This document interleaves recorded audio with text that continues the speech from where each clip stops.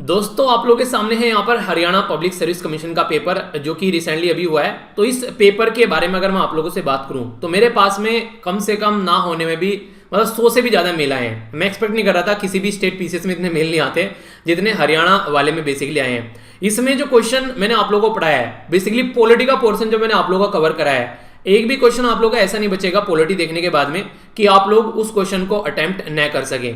पूरा का पूरा पॉलिटी जो है वो आप लोगों का कंप्लीट सारे लेक्चर करा रखे हैं उसमें से, और करंट अफेयर के साथ में भी सेम कंडीशन है। और अगर पॉलिटी और करंट अफेयर का ही पोर्शन आप लोग कवर कर लेते हो तो एक बहुत अच्छी पोजीशन में आप लोग पहुंच जाओगे, इतने सारे क्वेश्चन है उसके। तो इसलिए मैं हमेशा कहता हूं जितना भी आप लोग तैयार करके जाओ उस पर आप लोगों को ट्रस्ट होना चाहिए, फिर आप लोगों को कोई कुछ नहीं बिगाड़ सकता। इवन अगर आप लोग टेलीग्राम पर जाएंगे, मैंने एक बच्चे का तो मेल वहां पर मुझे ऐसा लगा एकदम, मैंने उसको वहां पर शेयर भी कर दिया आप लोगों के साथ में। गुरुदेव प्रणाम, पॉलिटी फाड़ के आया हूं देख रहे हो आप लोग क्या शब्द यूज किए जा रहे हैं उनके द्वारा। मतलब एक तरीके से पॉलिटी इतना शानदार हो गया कि उन्होंने आते ही सबसे पहले मेल लिख दिया। ठीक है, तो ये मुझे लगा कि आप लोगों के साथ में शेयर करना चाहिए, क्योंकि क्वेश्चन काफी सारे अच्छे हैं यहाँ पर। आप लोगों के यूपीएससी के अंदर या फिर कोई भी स्टेट पीसीएस का आप लोग एग्जाम देकर आ रहे हैं उसके अंदर भी आप लोगों से क्वेश्चन पूछे जा सकते हैं। 2 दिन पहले, अभी 2 दिन क्या, 2 दिन पहले तो है सर, अभी जो आसाम पीसीएस का पेपर हुआ है मैंने उसका पेपर भी देखा था। वहां पर कई सारे क्वेश्चन ऐसे हैं जो हरियाणा पीसीएस के अंदर पूछे गए हैं और वही क्वेश्चन आसाम पीसीएस के अंदर भी पूछे गए हैं। कुछ ऐसे भी क्वेश्चन आप लोगों को देखने को मिल जाएंगे। यानी कि आप लोग अगर पेपर को ढंग से देखोगे उठाकर तो आप लोगों को कोई भी रिसेंट अगर पेपर हो तो उसको आप लोगों को एक बार नजर मारकर जरूर देखना चाहिए। ठीक है, जैसे यहाँ पर आइए एक नजर डाल लेते हैं थोड़ा सा जल्दी जल्दी, जो भी क्वेश्चन मैंने पढ़ा रखे हैं उनके बारे में थोड़ा देख लेते हैं। यहाँ पर जो सबसे पहला क्वेश्चन है आप लोगों के सामने ये बात की जा रही है जो सेंटर और स्टेट रिलेशन के बारे में। सेंटर स्टेट रिलेशन वाला अगर आप लोग लेक्चर देखेंगे पॉलिटी के अंदर जाकर, मैंने इन सब के बारे में आप लोगों को पढ़ाया है। सरकारिया कमीशन, इसी के साथ में यहाँ पर राजमन्नार समिति, और यहाँ तो ये तो पता ही है, तो बहुत फेमस है MM पुंची commission, centre state relation के बारे में। ठीक है, कि क्या क्या गवर्नर की पावर होनी चाहिए, उन सब चीजों के बारे में कैसे ट्रीट करना चाहिए। तो आंसर क्या था यहाँ पर पूछा गया है यहाँ पर कि कौन सा यहाँ पर बेसिकली नहीं है। ठीक है, तो ये आप लोगों को बताना था। तो यहाँ पर कौन था, सोली सोराबजी आयोग। ठीक है, तो ये इससे रिलेटेड नहीं है। तो प्यारा सा क्वेश्चन था यहाँ पर लेकिन ये सारे क्वेश्चन एक ठीक लेवल के हैं। ऐसा भी नहीं कि आप लोग आंख बंद करके कर दोगे। आप लोगों ने अगर ठीक ठाक थोड़ी पढ़ाई की होगी, अगर पॉलिटी का कम से कम 1 या 2 बार रिवीजन कर रखा होगा, तभी इन चीजों को आप लोग पकड़ पाओगे, वरना ये चीजें आप लोगों को टफ लगेंगी। नेक्स्ट क्वेश्चन आप लोगों के सामने यहाँ पर ये बोला गया, ये क्वेश्चन बहुत एग्जाम में रिपीट होता है, ये भी फ्रीक्वेंटली आप लोगों से क्वेश्चन पूछ लिया जाता है कि कौन से फंडामेंटल राइट है जो ओनली सिटीजन ऑफ इंडिया के लिए अवेलेबल है ओनली, यानी कि maximum fundamental right Indian citizen के लिए है, पर लेकिन कुछ ऐसे हैं कि ओनली इंडियन सिटीजन के लिए है, वो औरों के लिए नहीं है। तो मैंने की कहने का मतलब ये कि वो बाहर वालों के लिए नहीं है। अगर राइट टू लाइफ के बारे में बात करें आप लोग, ठीक है, तो राइट टू लाइफ और लिबर्टी के बारे में अगर बात करते हैं तो कोई बाहर का भी इंसान अगर देश में आएगा ना तो उसकी भी राइट टू लाइफ को हम लोग बेसिकली प्रोटेक्ट करेंगे। ठीक है, उनको भी वो राइट अवेलेबल होंगे। ठीक है, राइट टू इक्वलिटी उनको भी मिलेंगे, यानी कि अफ्रीकन कॉन्टिनेंट का कोई आदमी यहाँ पर आ रहा है, हम लोग उसको मार मार कर भगा रहे हैं, ऐसा थोड़ी ना होगा। तो यहां पर लेकिन अगर बात करें हमारी जो कल्चर है, हमारी जो बेसिकली एजुकेशनल राइट है हमारी माइनॉरिटी के, वो ओनली हमारे रहेंगे, उसमें आकर कोई इंटरफेयर नहीं करेगा। ठीक है, बाकी सारे जो भी है, कोई अपना रिलीजन फॉलो करना चाहता है कर सकता है हमारी कंट्री में वैसे भी हम लोग सेक्युलर कंट्री में रहते हैं। अगर आप लोगों को लगता है आप लोगों का रिलीजन जैसा है आप लोग फॉलो कीजिए, हमको कोई दिक्कत नहीं है। तो आर्टिकल जो यहां पर डी में आर्टिकल 29 है, तो आर्टिकल 29 आप लोगों को देखने को मिलेगा बेसिकली, ये यहां पर ओनली आप लोगों को अपने सिटीजन के लिए देखने को मिलेगा। और इंपॉर्टेंट थोड़ा सा और अगर इसको बनाना होगा क्वेश्चन तो आप लोगों को बोल देता है यहाँ पर, ये बेसिकली डायरेक्टली अलग अलग तरीके से पूछा जा सकता था कि किस कैटेगरी में यहाँ पर ये आता है आर्टिकल 29। तो आर्टिकल 29 आप लोगों को कल्चर और एजुकेशनल जो राइट्स होते हैं उसकी कैटेगरी में आता है, जो कि फंडामेंटल राइट में 6 आर्टिकल है ना, उसके बारे में यहाँ पर बात की जा रही है। तो कंफ्यूजन नहीं होना चाहिए, इसका आंसर हो गया बेसिकली यहाँ पर डी। पब्लिक अकाउंट कमेटी के बारे में एक आसान सा क्वेश्चन यहां पर पूछा गया। अगर थोड़ा सा भी आप लोगों ने इसके बारे में पढ़ा होगा तो आप लोग इस क्वेश्चन का भी आंसर यहां पर दे पाएंगे। देखिए, आप लोग ऐसे क्वेश्चन आया करें, उनको एलिमिनेशन मेथड से यूज कीजिए तो आप लोग आसानी से उस क्वेश्चन को अटेम्प्ट कर पाएंगे।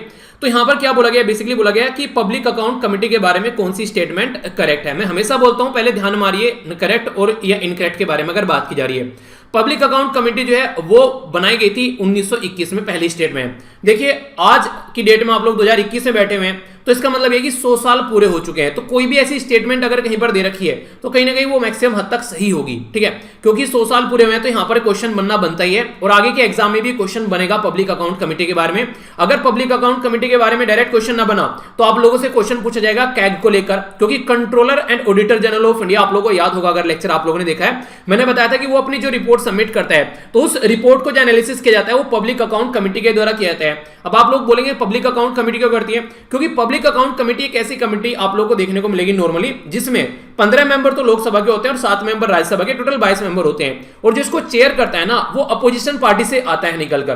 तो अभी रिसेंटली हमारी कंट्री में कोई अपोजिशन पार्टी तो थी नहीं, तो फिर बोला गया कि लार्जेस्ट जो पॉलिटिकल पार्टी है उसका लीडर यहां पर आएगा, पब्लिक अकाउंट कमेटी का जो चेयरपर्सन बनाया जाएगा। ठीक है, तो पब्लिक अकाउंट कमेटी जो है यहां पर अभी अगर बात करें वो हेड की जा रही है यहां पर जो है अधीर रंजन चौधरी। ठीक है, तो 2019 से। ठीक है, तो यहां पर आप लोगों को देखने को मिलेगा। तो इसकी चीजें आप लोगों को क्वेश्चन बन जाते हैं इस तरीके के। पर लेकिन आप लोगों को यहां पर जो ध्यान रखना है, ये जो कमिटीज हैं यहां पर, इसके बारे में बात की जा रही है कि इसके जो चेयरमैन और जो मेंबर का टेन्योर होता है वो लगा कि यहां पर 2 साल होता है, नहीं 1 साल आप लोगों को यहां पर इनका टेन्योर देखने को मिलेगा। तो ये छोटी छोटी सी आप लोगों से कई बार कंफ्यूजन में आप लोगों को डालकर ऐसे क्वेश्चन पूछ लिए जाते हैं। तो मैं हमेशा आप लोगों को यही बोलता हूं कि कोई भी कॉन्सेप्ट को पढ़ लो, इस तरीके से तैयार कर लो, कम से कम यार ये सब्जेक्ट तो नहीं छूटेगा हमारा। तो आगे कैग के बारे में अगर पूछ ले तो क्या आंसर दोगे ये बताओ। ठीक है, controller and auditor general of India जो है रिपोर्ट सबमिट करते हैं, तो यही कमेटी उसको एनालाइज करती है, इसीलिए गवर्नमेंट की धरपकड़ होती है यहां पर। आप लोगों ने देखा होगा कि कांग्रेस के टाइम पर जब बहुत सारी कैग के द्वारा रिपोर्ट प्रस्तुत की गई थी, तो उसमें सारे कांग्रेस का जो चट्टा खिलकर आ गया था, क्योंकि अपोजिशन की पार्टी के लीडर जो होते हैं वो इस कमेटी को हेड करते हैं, तो इसलिए वो सारी चीजों को निकालने की कोशिश करते हैं अंदर तक। ठीक है, controller and auditor general of India जो है वो किस आर्टिकल में संविधान में आप लोगों को देखने को मिलेंगे, क्वेश्चन बताइए। कुछ क्वेश्चन भी पूछता चलूंगा, बाकी तो जो मजे में है वो हम लोग देखेंगे क्या क्या क्वेश्चन आ रखे हैं। ठीक है, तो आंसर भी बता दो, फिर आप लोग बोलोगे आंसर भूल गए। तो आंसर यहां पर सी है, फर्स्ट और सेकंड स्टेटमेंट सही है। ठीक है, और अगर इनकरेक्ट पूछ लेता तो यहां पर फिर दूसरा आंसर होता, क्योंकि यहां पर बेसिकली थर्ड होता अगर कोई सा ऑप्शन होता तो। ठीक है, क्वेश्चन और बेहतर बनाया जा सकता था अगर इनकरेक्ट डाल देते यहां पर। कोई नहीं, चलिए अच्छा था क्वेश्चन। ये क्वेश्चन इन्होंने इतना आसान बना दिया, इससे और थोड़ा सा इस क्वेश्चन को अच्छा बनाया जा सकता था। बेसिकली ये है एंटी डिफेक्शन लॉ के बारे में। तो बोला जा रहा है एंटी डिफेक्शन लॉ के बारे में अगर आप लोग बात करेंगे तो इस पर्टिकुलर क्वेश्चन में यहां पर ये बताया गया कि कौन सी स्टेटमेंट करेक्ट है, ये आप लोगों को बताना है। सबसे पहले तो ये देखिए, मैंने इसके ऊपर पूरा पॉलिटी में एक लेक्चर बना रखा है एंटी डिफेक्शन लॉ के बारे में, वो तो आप लोगों को बताइए। इसके अलावा मैंने कईयों बार ये करंट अफेयर की वीडियो जो हिंदू न्यूज़पेपर हम लोग डिस्कस करते हैं, या फिर हम लोग जो पीआईबी वाले जो डिस्कशन करते हैं, उसमें भी मैंने इसको कईयों बार डिस्कस किया है। सीधा सीधा बोला है एंटी डिफेक्शन लॉ इनेक्ट किया गया था इंदिरा गांधी। कितनी बार मैंने बोला राजीव गांधी जी को पसंद नहीं आ रही थी चीजें, आयाराम गैराम वाला कॉन्सेप्ट कितनी बार बोला मैंने। तो ये 1984 में था, सही है, पर इंदिरा गांधी जी नहीं थी, यहां पर राजीव गांधी जी थे। तो पहली स्टेटमेंट इनकरेक्ट हो गई, और जैसे पहली स्टेटमेंट इनकरेक्ट हो गई, पहला भी गया और दूसरा भी गया। ठीक है, अब बात करते हैं 10th शेड्यूल में। जी हाँ, बिल्कुल 10th शेड्यूल में है, ये तो हजारों बार मैंने आप लोगों से डिस्कस किया है। यहां पर नेक्स्ट यहां पर देखिए, ये बेसिकली तीसरी स्टेटमेंट फिर गलत कर दी। ये 52nd कॉन्स्टिट्यूशन अमेंडमेंट था 1985 में, जो मैंने आप लोगों को बताया था। ठीक है, तो यहां पर देखिए कि बोला गया anti defection law further strengthen, यहां पर आप लोग देखते हैं, तो वो तो स्टेटमेंट जो मैंने बोल रहा हूं, वो तो स्टेटमेंट बेसिकली ये थी जिससे बनाया गया था कि 52nd कॉन्स्टिट्यूशन अमेंडमेंट निकल के आया 1985 में, वो तो स्टेटमेंट सही है, पर लेकिन यहां पर थोड़ा सा ध्यान से पढ़ना पड़ेगा। थोड़ा सा यहां पर बोल दिया कि फर्दर स्ट्रेंथ किया गया एंटी डिफेक्शन लॉ को। तो जब इसमें फिर से अमेंडमेंट किया गया तो ये यहां पर 2003 का अमेंडमेंट था, बिल्कुल सही है, पर लेकिन यहां पर ये 93 का अमेंडमेंट, 93rd अमेंडमेंट नहीं था, ये 91st यानी कि 91वां कॉन्स्टिट्यूशन अमेंडमेंट था। यहां पर क्या किया गया था, ये बोला जाता था कि अगर 1/3 मेंबर किसी पॉलिटिकल पार्टी के टूट कर जाएंगे तो उसको मर्जर माना जाएगा, उसको डिफेक्शन नहीं माना जाएगा। ठीक है, पर लेकिन यहां पर ये बोला गया यार वो भी काफी ज्यादा टूट रहे थे, इसको 2/3 कर दिया था 91st कॉन्स्टिट्यूशन अमेंडमेंट के द्वारा। तो फर्स्ट स्टेटमेंट और थर्ड स्टेटमेंट हो गई गलत, बिल्कुल। ठीक है, तो कौन सा बच गया, आंसर हो गया इसका यहां पर डी। तो ये भी क्वेश्चन जो था ये यहां पर थोड़ा सा अलग डायरेक्शन में लेकर चला गया, पर लेकिन अगर एलिमिनेशन मेथड से करोगे तो आप लोग इस क्वेश्चन को आसानी से आंसर दे पाओगे। ठीक है, तो एक अच्छा क्वेश्चन आप लोग इसको बोल सकते हैं। वैसे ये क्वेश्चन मुझे थोड़ा सा अच्छा लगा पर्सनली, अगर देखा जाए अच्छे लेवल के क्वेश्चन है यार, कई सारे इसमें मुझे पर्सनली अच्छे लग रहे हैं क्वेश्चन। बात करें यहां पर पंचायती राज सिस्टम के बारे में पूछ लिया गया कि कॉन्स्टिट्यूशनल अमेंडमेंट के बारे में कौन सी कमेटी के द्वारा बताया गया था। ये याद करिएगा, मैंने पंचायती राज सिस्टम के ऊपर पॉलिटी में 2 लेक्चर बनाए हैं। ठीक है, जाकर अगर आप लोग देखिएगा तो यहां पर क्या क्या बातें बोली गई, कमेटी के नाम बताए गए। पहला बोला गया यहां पर हनुमंत राव कमेटी, ठीक है, जो कि 1983 में बनाएगी। दूसरा बोला गया LM सिंघवी कमेटी, जो कि 1986 में बनाएगी। GV राव कमेटी 1985 में बनाएगी। नेक्स्ट यहां पर PK थुंगन समिति, तो यहां पर एक कमेटी ये बनाएगी 1989 में। तो अगर आप लोगों को थोड़ा सा याद होगा तो यहां पर जो GV राव कमेटी थे उन्होंने रिकमेंड किया था कि डिस्ट्रिक्ट लेवल पर बेसिक यूनिट होनी चाहिए प्लानिंग की। ठीक है, तो यहां पर उस तरीके से आप लोग रेगुलर इलेक्शन कंडक्ट करा सको। जबकि LM सिंघवी साहब जो थे, जो कि कमेटी थी यहां पर 1986 की, उनके द्वारा बोला गया था कि आप लोगों को ना ज्यादा तो ज्यादा पैसा देना चाहिए पार्लियामेंट ये यहाँ पर पंचायत को, ताकि वो काम कर सके ग्राउंड लेवल पर, और उनको और ज्यादा स्ट्रेंथ करने के लिए आप लोग कॉन्स्टिट्यूशनल स्टेटस दे देना चाहिए, यानी कि संविधान में चेंज करना चाहिए।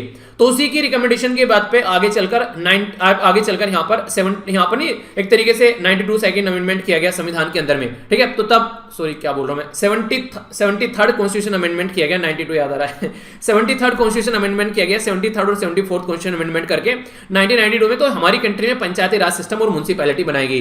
तो एलएम सिंघवी साहब थे यहाँ पर, ये आंसर इसका बी हो गया। ये क्वेश्चन भी यहाँ पर ठीक क्वेश्चन बना रखा है, इलेक्शन कमीशन ऑफ इंडिया के बारे में बात की जा रही है। तो आप लोगों को पता है संवैधानिक बॉडी है, पर लेकिन ये तो पहली स्टेटमेंट ऐसी दे दी इन्होंने, बड़ी ही बच्चे वाली स्टेटमेंट दे दी जो हजारों बार मैं आप लोगों को पढ़ा चुका हूं।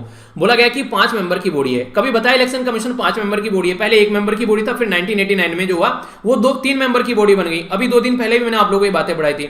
तो पहली स्टेटमेंट इनकरेक्ट हो गई और इनकरेक्ट यहां पर पूछा गया है, ठीक है, याद रखना इनकरेक्ट पूछा गया है। बोला गया कि बोथ जो इलेक्शन और जो जनरल इलेक्शन जो बाई इलेक्शन होते हैं यहाँ पर, ये इसी के द्वारा डिसाइड किए जाते हैं। दूसरा बोला गया इलेक्शन कमीशन जो रिजोल्व करते हैं डिस्प्यूट, मर्जर और जो यहाँ पर स्प्लिट से रिलेटेड जो चीजें होती हैं, इसी के साथ में election commission of India provide करते हैं सिंबल से रिलेटेड जो भी यहाँ पर रजिस्टर पार्टी को। तो यहाँ पर आंसर इसका सी है, ठीक है। अगर कोई आंसर आप लोगों को अपने हिसाब से लगे कि मैंने गलत बता दिया तो कमेंट बॉक्स में बता देना, ठीक है, उसको चेक कर लेंगे, हो सकता है किसी क्वेश्चन में मुझे कंफ्यूजन भी हो जाए, ठीक है। तो बस मैं आप लोगों को एक ओवरव्यू दे रहा हूं यहाँ पर जल्दी जल्दी।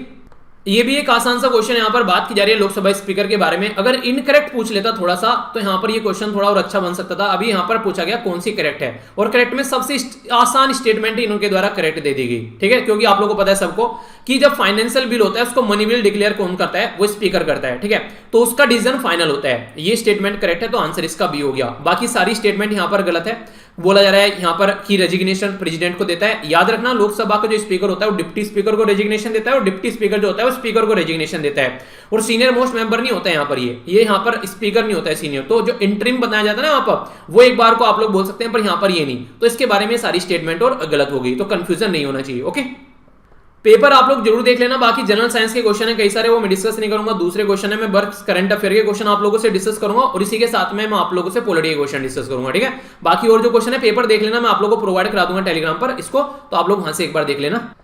ये क्वेश्चन देखो, ये फेवरेट हो चुका है। अभी ईपीएफओ के अंदर क्वेश्चन पूछा गया, यहां से दूसरे तरीके से पूछ लिया, आगे तीसरे तरीके से पूछा जा सकता है। तो यहां पर देखिए वर्ल्ड ट्रेड ऑर्गेनाइजेशन की पहली महिला डायरेक्टर जनरल बनी थी यहाँ पर, ये नाइजीरियन है, नागोजी ओंकोजी अवेला, ठीक है। मुझे तो इनका नाम पढ़ते इनकी पिक्चर भी याद आ जाती है। करंट अफेयर में पढ़ाया था, रिविजन वाली वीडियो में पढ़ाया था, मंथली वीडियो में पढ़ाया था, ईयरली वीडियो में पढ़ाया था, हर जगह से क्वेश्चन मैंने डाला था। तो यहां पर आंसर क्या हो गया? डी हो गया, वर्ल्ड ट्रेड ऑर्गेनाइजेशन। तो यहां पर आप लोग देखते हैं तो पहली महिला बनाई थी यहां पर, इसलिए क्वेश्चन आप लोगों से पूछ लिया गया। इंटरेस्टिंग क्वेश्चन है, नीचे वाला भी देख लीजिए। टेस्ला कंपनी आप लोगों को पता है इलेक्ट्रिक जो कार मेकिंग कंपनी है। यहां पर देखिए स्टेटमेंट कई बार आप लोगों को लग सकता है कि कई सारी स्टेटमेंट आप लोगों को नहीं पता हो, पर लेकिन अगर आप लोग क्वेश्चन को ध्यान से पढ़ेंगे क्वेश्चन का आंसर दे देंगे, ठीक है। तो यहां पर अगर देखिए आप लोग, मुझे ये नहीं पता था यहाँ पर कि ये पोकेमॉन गो क्या है, इसके बारे में मुझे नहीं पता था जब मैंने क्वेश्चन पढ़ा, पर लेकिन जब पढ़ा रोम कौन सा स्टेटमेंट है, तो जूम के बारे में मुझे पता था। यार जूम थोड़ी ना ओटीटी प्लेटफॉर्म है, जूम तो एक तरीका ऐप हो गया जिसमें आप लोग मीटिंग करते हैं, ठीक है। ओटीटी प्लेटफॉर्म बता दी यहाँ पर कि स्ट्रीम लाइनिंग करता है। तो अगर ऊपर वाले में आप लोग कुछ पता भी नहीं है किसी के बारे में कि यार बिटकॉइन क्या होता है, टेस्ला क्या किस चीज की कंपनी है, पर लेकिन ओटीटी प्लेटफॉर्म के बारे में आप लोगों को मैंने कितनी बार पढ़ा है, ठीक है। जूम के बारे में मैंने बताया आप लोगों से, एडिटोरियल में आर्टिकल डिस्कस किए थे कि जूम जो है वो एक चाइनीज के थ्रू यहाँ पर ऑपरेट किया था। तो ये बोला था कि एक तरीके से सिक्योरिटी को खतरा हो सकता है, तो उसके चलते बात की गई थी। तो आंसर क्या हो गया? आंसर डी हो गया डायरेक्ट आप लोगों के सामने।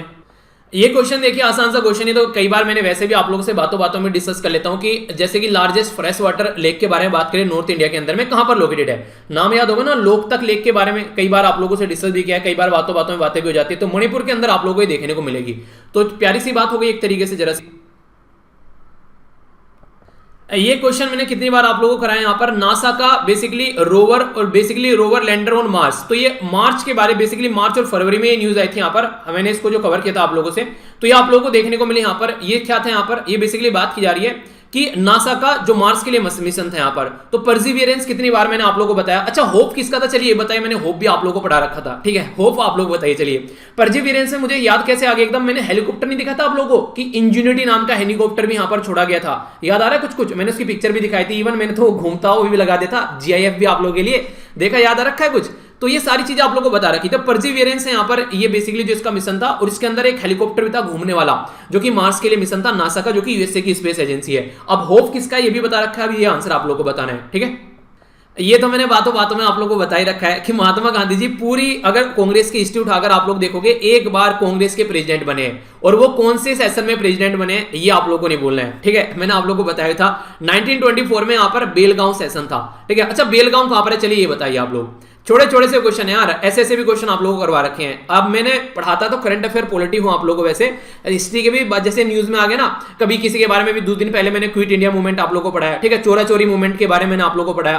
तो ऐसी भी चीजें चलती रहती है। तो क्वेश्चन कहां से आते हैं? क्वेश्चन हमेशा वो आते हैं जो कि करंट में चल रहे हैं, उनका बैकग्राउंड इन्फॉर्मेशन पूछ ले आते हैं। तो बन गया क्वेश्चन। तो अब समझ में आ रहा है कि ये जो बच्चा था इसने मेल क्यों लिखा है यहाँ पर। तो ये जानबूझ के नहीं लिखा है बेसिकली, यहाँ पर ये सारी चीजें इंसान को जब फायदा पहुंचाती है तब आप लोगों को ये चीजें देखने को मिलेंगी, ठीक है। तो यहाँ पर इनको ये लगा पेपर देखने के बाद में, क्योंकि बहुत सारी चीजें मैं आप लोगों को प्रोवाइड कराता रहता हूँ टेलीग्राम पर। मैंने कई सारे आप लोगों को आसान पीसीएस के क्वेश्चन भी प्रोवाइड कराए यहाँ पर, ठीक है, जो मुझे लगा आप लोगों को इनमें से गो थ्रू होना चाहिए, तो उनके थ्रू भी आप लोग एक बार उनमें से भी गो थ्रू होकर जाना, ठीक है। बाकी आगे चलते हैं, यहाँ पर ये हो गया आंसर। ये हिस्ट्री का क्वेश्चन है, पर लेकिन अगर आप लोगों को एक स्टेटमेंट के बारे में पता है ना और किसी स्टेटमेंट के बारे में नहीं पता है, जैसे कि अगर मैं आप लोगों को यहाँ पर क्वेश्चन के बारे में बताऊं, तो यहाँ पर अरुणा आसफ अली के बारे में आप लोगों को पता हो, अगर इनके द्वारा फ्लैग होस्ट किया गया था ग्वालियर टैंक मैदान में 1942 में, क्विट इंडिया मूवमेंट पे काफी ज्यादा एक्टिव थी यहाँ पर अरुणा आसफ अली जो थी यहाँ पर ये। तो तीसरे का फर्स्ट है, अगर ये पता है आप लोगों को तीसरे का फर्स्ट है तो डायरेक्ट आंसर आ गया, आंसर डी आप लोगों के सामने।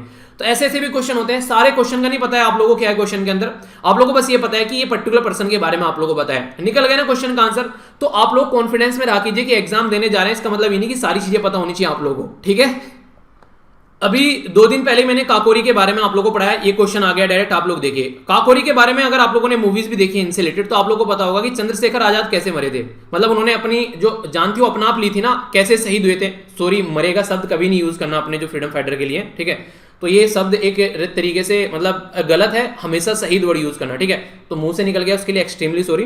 तो कैसे इनके द्वारा जान दी गई एक तरीके से, कैसे देश के लिए शहीद हुए, तो आप लोगों को पता है इन्होंने अपने आप को खुद से गोली मारी थी, ठीक है। और यहाँ पे बोला गया कि रिवोल्यूशनरी जिनको फांसी दी गई थी काकोरी ट्रेन केस में, तो छठा तो नहीं है, तो छठा नहीं है, समझ में आ गया, ना तो ए है ना सी है, काम खत्म हो गया यहाँ पर। अब आप लोग लगा सकते हैं कि भगत सिंह जो थे उनको भी बाद में चलकर फांसी दी गई, पर काकोरी वाला केस तो नहीं था यहाँ पर, तो फोर्थ भी गायब हो गया। तो आंसर क्या हो गया, आंसर सीधा सीधा भी हो गया। तो अगर आप लोगों को कुछ पोर्शन भी पता है ना क्वेश्चन का, तो भी आप लोग क्वेश्चन का आंसर दे दोगे। तो इसलिए मैं हमेशा आप लोगों को बोलता हूं कि पेपर को ध्यान से पढ़ो, ठीक है। ये भी एक ऐसा ही क्वेश्चन है, मैप बेस्ड क्वेश्चन है। यहां पर अगर आप लोगों को एक को पता है कि नीलगिरी, जैसे मुझे पता है नीलगिरी जो है ये नीलगिरी जो है डोडा बेटा के साथ में कनेक्ट है, यानी कि फर्स्ट जो है वो 4 के साथ में कनेक्ट है। तो अगर आप लोगों को पता है फर्स्ट 4 के साथ में कनेक्ट है, तो यहां पर आप लोग देखिए तो क्वेश्चन का आंसर एकदम निकल गया। फर्स्ट जो है यहां पर ये उसका जो है वो 4 आप लोगों को देखने को मिलेगा यहां पर। इसी के साथ में अरावली रेंज के बारे में आप लोगों को पता है, तीसरे का 2 हो गया, यानी कि ये माउंट आबू हो गया। तो पूरा नहीं पता होना चाहिए यार, एग्जाम में क्वेश्चन हो जाते हैं आप लोगों के अगर थोड़ा ही पता है आप लोगों को। ये थोड़ा सा क्वेश्चन मैप बेस्ड पूछकर थोड़ा सा अंदर घुस गए यहाँ पर। श्रीहरिकोटा जो कि सतीश धवन स्पेस सेंटर है, जहां से आप लोगों ने देखा होगा कई सारे जो सैटेलाइट वगैरह लॉन्च किए जाते हैं। तो ये यहाँ पर पूछा गया कि यहाँ पर कौन सी लेक है इसके पास में, तो याद रखना यहाँ पर ये पुलिकट लेक है, ठीक है। तो ये बेसिकली सेपरेट करती है नेल्लोर डिस्ट्रिक्ट को जो बे ऑफ बंगाल से, तो पुलिकट लेक आप लोगों को यहाँ पर देखने को मिलेगी, ठीक है। तो क्वेश्चन अच्छा है यहाँ पर, ये थोड़ा सा मैप बेस्ड क्वेश्चन आप लोगों के बन जाते हैं कई बार। आसान सा क्वेश्चन आ गया, रीजनल कॉम्प्रिहेंसिव इकोनॉमिक पार्टनरशिप से जब प्राइम मिनिस्टर मोदी साहब के द्वारा बाहर निकला गया, उस टाइम पर मैंने कितनी बार डिस्कस किया ये न्यूज। इसमें कौन थे, इसमें आसियान मेंबर थे, आसियान मेंबर 10 थे पूरे के पूरे, ठीक है। इसी के साथ में ऑस्ट्रेलिया था, ऑस्ट्रेलिया के साथ में न्यूजीलैंड था, जापान के साथ में साउथ कोरिया था और इंडिया के साथ में चाइना था। तो इंडिया बाहर निकल गया, कहीं पर भी इसमें बांग्लादेश नहीं है, ठीक है। तो आंसर इसका डी हो गया। तो अगर ध्यान से आप लोगों ने लेक्चर सुन रखा तो आंसर आप लोग दे देंगे। आसान सा क्वेश्चन यहां पर बोला जा रहा है कि मैच करो करेक्टली, क्या मैच है। बिटकॉइन को बोला गया कि नेशनल स्टॉक एक्सचेंज है। पहली स्टेटमेंट गलत होगी तो इसका मतलब ना तो सी है ना डी है, कहानी खत्म हो गई, ठीक है। अब यहां पर आप लोग देखते हैं 4 बच गए यहां पर ऑप्शन और 3 है आंसर, हर जगह आंसर में 3 है। तो इसका मतलब क्या हो गया, यहां पर मूडीज का पता है, क्रेडिट रेटिंग एजेंसी है, special drawing act, international monetary fund हो गया, सेबी एक इंश्योरेंस रेगुलेटरी बॉडी है, नाम से पता होना चाहिए ना, security and exchange board of India, ठीक है। एक मिनट गलत है यहाँ पर, ये थर्ड जो है यहाँ पर आप लोग गलत देखने को मिलेगा, ये security and exchange board of India है यहाँ पर। ये बेसिकली इंश्योरेंस है, IRDA insurance regulatory development authority जो होती है, ठीक है। तो वो वाली होती है यहाँ पर, ये इंश्योरेंस वाली नहीं है, ये security and exchange board of India यहाँ पर। ये तो तीसरा भी गलत हो गया यहाँ पर, ये ठीक है। तो सेकंड हो गया, फोर्थ हो गया और फिफ्थ हो गया, तो आंसर इसका ए हो गया। तो इस तरीके से आप लोगों से एलिमिनेशन मेथड से क्वेश्चन सही हो जाते हैं। पॉलिटिकल लेक्चर यहां पर आप लोगों ने देख रखे होंगे, हालांकि थोड़ा सा याद रखना मुश्किल होता है, पर 1-2 का तो यार याद रखना पड़ेगा, ऐसे थोड़ी कोई सा भी याद नहीं रखोगे आप लोग। केशवानंद भारती केस पता है कब हुआ, 1973 में, इसके सामने लिख दो 1973, ठीक है। और गोलकनाथ केस कब था यहाँ पर, ये आप लोगों को पता होगा, ये था 1967 में, ठीक है। इंदिरा गांधी का केस जब इमरजेंसी लगी तो 1975 में था यहाँ पर। ये मिनर्वा बिल केस का अगर आप लोगों को नहीं पता है तो भी आप लोग क्वेश्चन का आंसर दे दोगे, ठीक है। तो इसके बारे में देखिए, इस तरीके से अगर छोटी छोटी स्टेटमेंट आप लोगों को पता है तो आप लोग फिर क्वेश्चन का आंसर देकर निकल जाते हो। वैसे मिनर्वा बिल केस के बारे में बात करें तो 1980 में था, ठीक है। अब ये सारे केस के मैंने आप लोगों को बता दिए कौन कौन सी ईयर में कौन सा था। अब आप लोग बताइए आंसर इसका सही क्या होगा, ठीक है। तो यहाँ पर सेकंड जो था वो सबसे पहले था गोलकनाथ वाला, फिर 73 में यहाँ पर ये हो गया, ठीक है। फोर्थ ये आ गया, फिर थर्ड आ गया यहाँ पर, ये बेसिकली आप लोगों को देखने को मिलेगा ये 75 वाला, और ये 80 में, तो आंसर इसका बी हो गया, ठीक है। तो इस तरीके से आंसर लगा सकते हैं। देखिए 1-2 तो आप लोगों को पता होगा, ऐसा नहीं कि बिल्कुल कुछ ही नहीं पता है। आसान सा question, financial bill can be introduce only in lower house. Financial bill नहीं है भाई साहब, वो मनी बिल है, और फाइनेंशियल बिल कई तरीके के होते हैं, ठीक है। तो पहली स्टेटमेंट गलत होगी। Lower house Lok Sabha is directly elected by the people, तो यहां पर सीधी सीधी बात है, सही आंसर है। तो यहां पर डायरेक्टली लोगों के द्वारा इलेक्ट किया जाता है लोअर हाउस लोकसभा। तो सेकंड स्टेटमेंट यहां पर सही होगी और फर्स्ट स्टेटमेंट यहां पर गलत होगी, ठीक है। तो यहां पर क्या है कि फर्स्ट स्टेटमेंट तो जो है गलत है और सेकंड ट्रू है, तो आंसर डी हो गया। आसान सा क्वेश्चन है, प्रीएम्बल मैंने बोला था रट लेना, प्रीएम्बल पढ़ लेना, प्रीएम्बल याद आप लोगों को होना चाहिए। तो सोवरेनिटी, यूनिटी और इंटीग्रिटी ये कहां पर आप लोगों को देखने को मिलेंगे? प्रीएम्बल में लिखे हुए हैं सारे। आप लोगों ने पहली लाइन में जब आप लोग जाएंगे we the people of India, ठीक है, तो यहां पर बात की जाती है basically sovereign socialist secular democratic republic. कई बार आप लोगों को ये इंक्रीजिंग और डिक्रीजिंग ऑर्डर में भी शब्द लगाने के लिए आ जाता है। जस्टिस तीन तरीके के होते हैं, सोशल, इकोनॉमिक और पॉलिटिकल। लिबर्टी होती है, यहां पर बेसिकली बात की जाती है थॉट की, एक्सप्रेशन की, वर्शिप की, फेथ की, तो ये हम लोगों ने देखा था। इक्वलिटी के बारे में यहां पर बात करें तो अपॉर्चुनिटी रहती है यहां पर प्रमोट करने की अमंग ऑफ ऑल। फर्टर्निटी, भाईचारे के बारे में बात की थी। तो ये सारी चीजें, यूनिटी और इंटीग्रिटी देश की हम लोगों ने बात की थी, तो सारी कहां पर है? प्रीएम्बल के अंदर आप लोगों को देखने को मिलेगी। नेक्स्ट यहां पर लिबर्टी, फर्टर्निटी, ये लिबर्टी, इक्वलिटी, फर्टर्निटी कहां से लेगी? French revolution. आसान सा क्वेश्चन था। एक और प्यारा सा क्वेश्चन, ये तो मैंने अभी आप लोगों को पढ़ाया था। अभी यहां पर साउथ इंडिया में एक स्टेट था, उसने यूनियन गवर्नमेंट बोलना स्टार्ट किया सेंट्रल गवर्नमेंट छोड़कर, तो उसने बोला इंडिया, दैट इज भारत, ठीक है। तो यूनियन ऑफ स्टेट, तो यहां पर ये स्टेटमेंट दे रखी है आर्टिकल फर्स्ट के अंदर, तो ये कई बार पढ़ा रखा है आप लोगों को। तो ये आंसर इसका क्या हो गया? आंसर सी हो गया।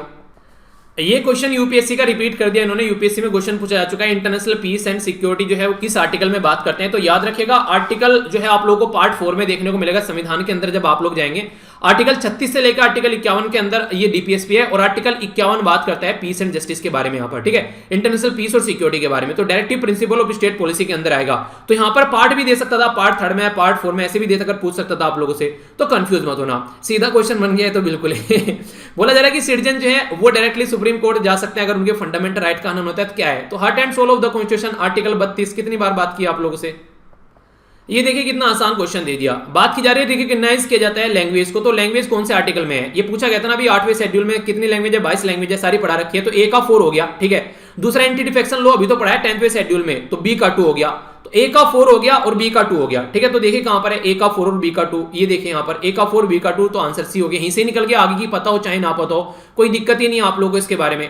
आगे बात करें यहां पर शेड्यूल ट्राइब, शेड्यूल उसके बारे में, ठीक है। तो आप लोग देखते हैं यहां पर ये क्या हो गया? ये 3rd हो गया इसका यहां पर, ठीक है। तो यानी कि आप लोग देखते हैं यहां पर क्वेश्चन आप लोगों के सामने यहां पर इस तरीके से 5वें का बेसिकली यहां पर आप लोगों को देखने को मिलेगा। ये तो कहने का मतलब यहां पर ये सी का एक तरीके से बेसिकली 5वां, ठीक है।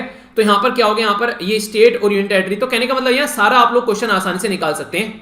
और शेड्यूल के बारे में तो पढ़ा भी रखा है आप लोगों को अलग से लेक्चर कि शेड्यूल कहां पर आते हैं, शेड्यूल जो यहां पर शेड्यूल एरिया कहां पर आते हैं, तो 5वें शेड्यूल के अंदर आते हैं ना, ये पढ़ा भी रखा है यहां पर। और पहले में बता ही रखा है स्टेट और यूनियन टेरिटरी के बारे में, ठीक है। एलोकेशन स्वीट के बारे में बात करी तो बच गया कौन सा? डी का क्या बच गया अभी यहां पर, ठीक है। तो आप लोग देख लीजिए 1 बच गया जो कि 4th शेड्यूल में है। तो सारे शेड्यूल के ऊपर भी अलग से लेक्चर ले रखा है। तो मुझे लगता है कि यार कोई क्वेश्चन आप लोगों का छूटेगा अगर ढंग से आप लोग रिवीजन कर लोगे। इसके ऊपर मैंने पूरा एक लेक्चर बनाया था, इसका क्वेश्चन मैं आंसर नहीं दूंगा, आप लोगों से पूछूंगा। बात की जा रही है कि कौन सा क्रोनोलॉजिकल ऑर्डर में यहां पर स्टेटहुड मिला है, पूरा एक लेक्चर बना रखा है इसके ऊपर मैंने। तो आप लोगों को इसका आंसर देना, आप लोग आंसर दीजिए। पहले कौन सा राज्य बना है? सिक्किम, अरुणाचल प्रदेश, नागालैंड, हरियाणा, कौन सा बना है आप लोग बताइए। ये क्वेश्चन आप लोगों के लिए छोड़ देता हूं क्योंकि पूरा एक लेक्चर इसके ऊपर बना रखा है मैंने, फॉर्मेशन किन कौन सा राज्य कैसे कैसे बना है, मेहनत करके, ठीक है। बहुत मेहनत लगी थी उस लेक्चर में मेरी, तो मुझे अभी याद है, ठीक है। तो उसके बारे में आप लोग आंसर दीजिए। ये तो मैं अभी रिसेंटली कितनी बार डिस्कस किया, जब भी फंडामेंटल राइट बताता था इसके बारे में बताता था। हमारी कंट्री में अगर आप लोग देखेंगे फंडामेंटल राइट को बेसिकली पहले 7 कैटेगरी में डिवाइड किया गया था। पर लेकिन एक कैटेगरी थी राइट टू प्रॉपर्टी जो कि 31वें आर्टिकल में आया करती थी, 31वें आर्टिकल से उसको हटा दिया गया था 44th कॉन्स्टिट्यूशन अमेंडमेंट करके। फिर लेकर कहां पर गए? इसको 300 आर्टिकल के अंदर लेकर चले गए, ठीक है। तो ये यहां पे पहुंच गए, तो करेक्ट स्टेटमेंट पूछी गई है। तो फर्स्ट, सेकंड और थर्ड करेक्ट है, ये 301 नहीं है यहां पर, ये गलत है यहां पर, ठीक है। बाकी अब यहां पर ये फंडामेंटल राइट नहीं रहा, ये लीगल राइट हो चुका है। और राइट टू वोट भी यहां पर लीगल राइट है, फंडामेंटल राइट नहीं है। तो आंसर आप लोगों के सामने है यहां पर ये, ठीक है। तो इस तरीके से देखिए इनकरेक्ट पूछा है और स्टेटमेंट भी कितनी आसान दे दी है। बोला गया कि objective resolution of Indian constitution was led by, तो किसके द्वारा? जवाहरलाल नेहरू जी के द्वारा लाया गया था, ना कि भीमराव अंबेडकर जी के द्वारा। तो स्टेटमेंट इनकरेक्ट पूछा गया, तो आंसर इसका बी हो गया यहां पर ये, ठीक है। ये आंसर 21 है, बेसिकली आर्टिकल 21 में थोड़ा सा डिफरेंट तरीके से पूछ लिया गया है कि बोला गया है कि यहां पर आर्टिकल 21 के अंदर मेंशन कहां पर है, ठीक है। यानी कि एक तरीके से बोला यह गया कि आर्टिकल 21 के बारे में पूछा गया है कुछ बातें आप लोगों से। आर्टिकल 21 के लिए अलग से मैंने चैप्टर आप लोगों का बनाया था पॉलिटी के अंदर में। तो आर्टिकल 21 में जब आप लोग जाएंगे इसमें बोलते हैं कि no person shall be deprive of his life और personal liberty except according to procedure establish by law, यानी कि जब तक आप लोग किसी पर्टिकुलर पर्सन की लाइफ या फिर लिबर्टी नहीं छीन सकते जब तक कि उसके बारे में कोई लॉ न बनाओ, यानी कि आर्बिट्रेरी नहीं आप लोग जाकर इस आर्टिकल को उठा के फेंक दो, ये कर दो वो कर दो, तो ऐसा नहीं कर सकते आप लोग। तो आंसर सी हो गया, कंफ्यूजन नहीं होना चाहिए।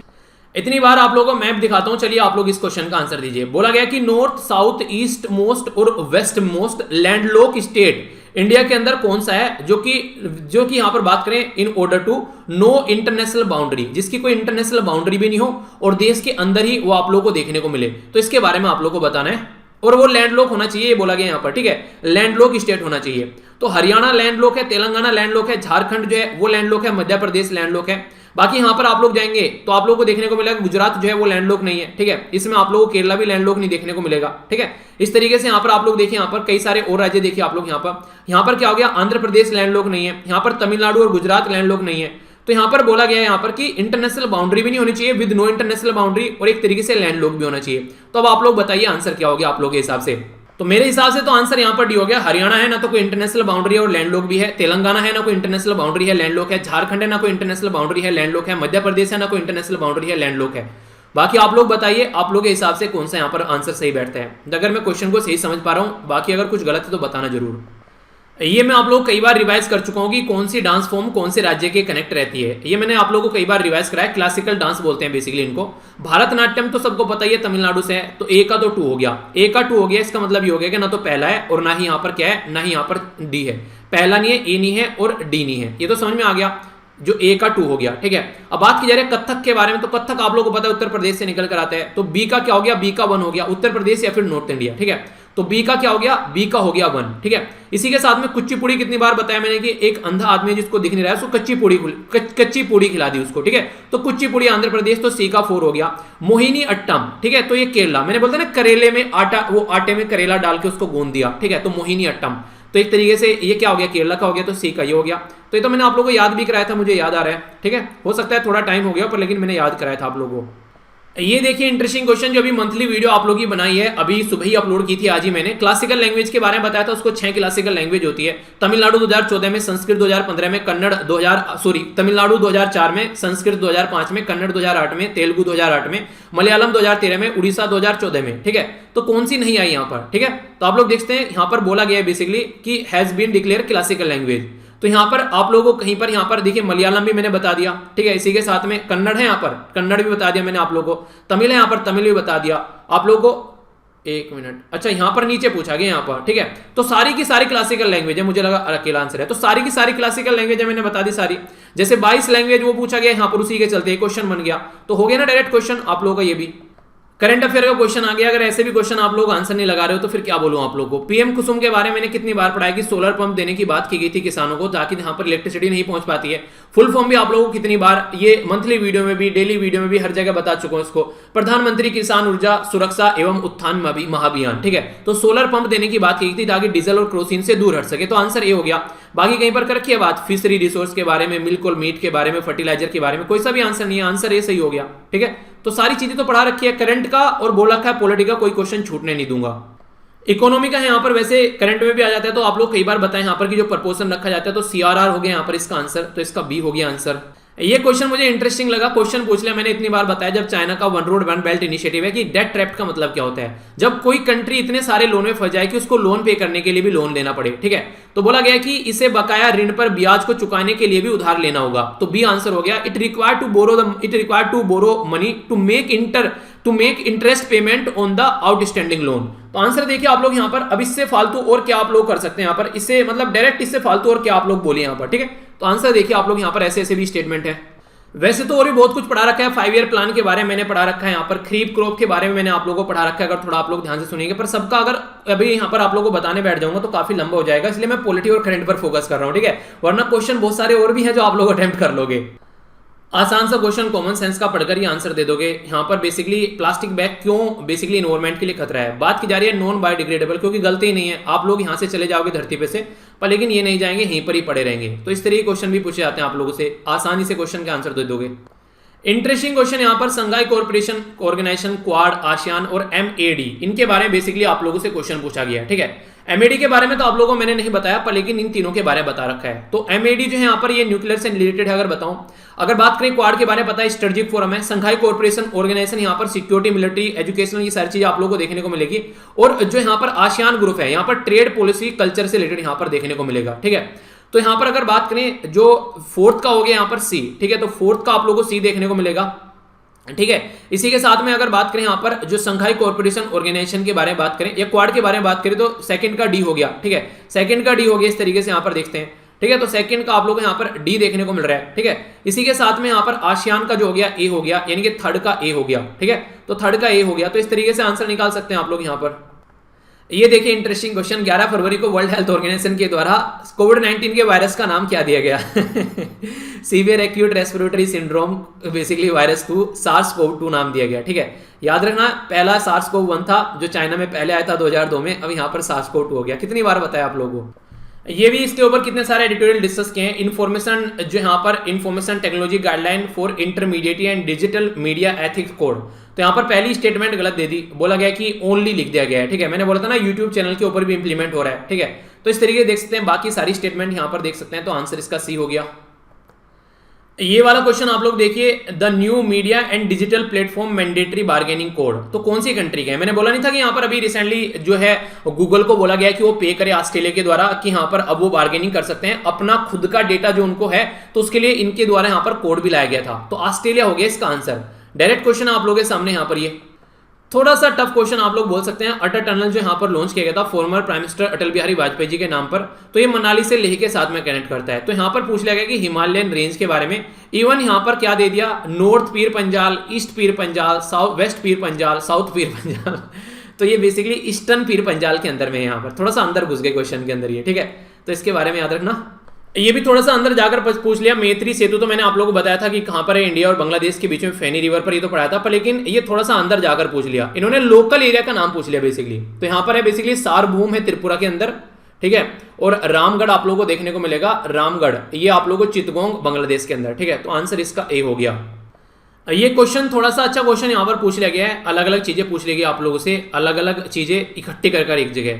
मिशन शक्ति सुरक्षा जो है ये यहाँ पर बेसिकली लॉन्च किया गया था, कई बार बताया मैंने, एक्सीलरेट करने के लिए डेवलपमेंट कोविड-19 वैक्सीन। कवच जो था यहाँ पर ये प्रोवाइड कराने के लिए protection front line worker, statement गलत है, ऐसा कुछ नहीं था। कवच के बारे में मैंने आप लोगों को बताया, पर लेकिन आप लोगों ने अगर रिवीजन नहीं किया होगा तो नहीं याद होगा। कवच क्या था, बेसिकली एक तरीके से सपोर्ट प्रोवाइड कराने के लिए कोई स्टार्टअप आ रहा है नया निकल कर कोविड-19 के लिए, अगर लड़ाई कर रहा है बेसिकली उसके लिए। ठीक है, वैक्सीन मैत्री तो आप लोगों को पता ही है, पहले हम लोगों ने दूसरों को दवाई प्रोवाइड कराने की बात की थी, बाद में पता चला हमारी हालत खराब है तो हम लोगों ने फिर आगे सपोर्ट नहीं प्रोवाइड करा। तो पहला और तीसरा सही है, चौथा भी सही नहीं। यहाँ पर बोला गया कि कोविड-19 सॉल्यूशन चैलेंज माईगोव कोलैबोरेशन, ये ऐसा कुछ बोला गया, जबकि यहाँ पर ये है कि जो महिला है उनको सपोर्ट किया गया, अगर वो काम करना चाहती है कोविड-19 के फील्ड में एक तरीके से, तो ये सिस्टम निकल कर आया कि एक तरीके से एनकरेज किया जाए वुमेन का लेड स्टार्टअप, कोई महिलाओं के द्वारा स्टार्टअप बनाया जा रहा है कोविड-19 का सॉल्यूशन निकालने के लिए। ठीक है, तो स्टेटमेंट फर्स्ट और थर्ड सही होगी। तो कई सारी चीजें ऐसी हैं जो आप लोगों को बता रखी है, पर लेकिन छोटी छोटी कई सारी चीजें ऐसी हैं कि आप लोगों को कॉमन सेंस भी यूज करना पड़ेगा। कितनी बार हर एक वीडियो के अंदर बोला है कम से कम 2 साल के नोबेल प्राइज जो है कवर करके जाना। डायरेक्ट क्वेश्चन पूछ लिया गया आप लोगों से नोबेल प्राइज का, 2 साल के कम से कम नोबेल प्राइज कवर करके जरूर जाना, जो रिसेंटली अभी देखने को मिले हैं। फिलहाल के टाइम पे आप लोगों को जो पेपर होगा उसके हिसाब से 2 साल के आप लोग कवर के जाइएगा, 2 भी पेपर आप लोग का होगा। इसका आंसर चलिए आप लोग ही बताइए, थोड़ा जाकर देख भी लेना, आगे एग्जाम में क्वेश्चन आएगा तो आंसर तो दे पाओगे कम से कम।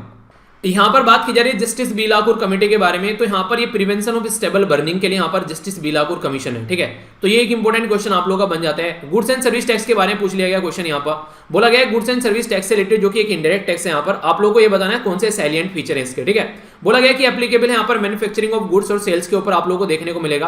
पहला बोला गया यहाँ पर एक तरीके से गुड्स, एक तरीके से GST is applicable on the manufacture of the goods और सेल ऑफ द गुड्स और on provision of the service. ठीक है, यहां पर बोला गया GST applicable on the supply of the goods, GST based on the principle destination consumption के बारे में बात की जा रही है। ठीक है, और जीएसटी जो है यहां पर ये बोला जा रहा है कि एक तरीके से ये जीएसटी काउंसिल के द्वारा रेट डिसाइड किया जाता है। तो ये चलिए आप लोगों के लिए छोड़ देता हूं इस क्वेश्चन को जाते जाते, ये आखिरी क्वेश्चन था यहां पर। ठीक है, इसका आंसर चलिए आप लोग सर्च कीजिएगा, क्योंकि इसके चलते आप लोग पूरा जीएसटी पढ़ डालोगे तब जाकर इसका आंसर मिलेगा। तो पूरा जीएसटी आप लोगों को नजरों में को निकालना पड़ेगा। ठीक है, तो यार अगर पेपर को आप लोग देख पा रहे हैं तो कितने सारे क्वेश्चन है जो मैंने आप लोगों को बताए यहाँ पर। तो इस तरीके से आप लोग समझ सकते हैं। तो आप लोग अगर अच्छे से पढ़िएगा, रिवीजन करिएगा, रेगुलर वीडियो देखेगा तो कोई भी दिक्कत आप लोगों को देखने को नहीं मिलेगी। तो बस ये इन्फॉर्मेशन आप लोगों को देनी थी। आई होप कि आप लोगों को सुनकर ये चीजें अच्छी लगी होगी। बाकी पेपर आप लोग डाउनलोड कर लेना, टेलीग्राम पर प्रोवाइड करा दूंगा, और जो भी देखा है उसका कैसा रहा पेपर अपना जरूर शेयर कीजिएगा, ठीक है, जो भी चीजें, ठीक है। आगे मिलता हूं, तब तक ध्यान रखिए, बड़ों को नमस्ते, छोटों को प्यार, छोटी सी लाइफ एंजॉय करा, तब तक